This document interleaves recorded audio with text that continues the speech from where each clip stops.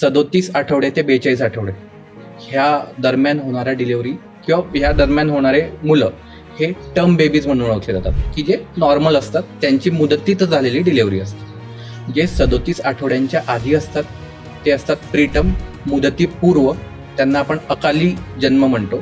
आणि जे 42 आठवड्यांनंतर असतात त्यांना म्हणतो आपण पोस्टर्म, मुदतीनंतरचे. प्रत्येकाच्या स्किनमध्ये कसा कसा डिफरन्स असतो ते आपण बघू. टर्म बेबीजची स्किन नॉर्मल असते बेसिकली आणि फुल्ली डेव्हलप्ड असते. त्यांचे जे लेयर्स असतात, जसं की स्ट्रॅटम कॉर्नियम, जो सगळ्यात वरचा लेअर असतो, जो प्रोटेक्टिव्ह कोट असतो, तो फुल्ली डेव्हलप्ड असतो.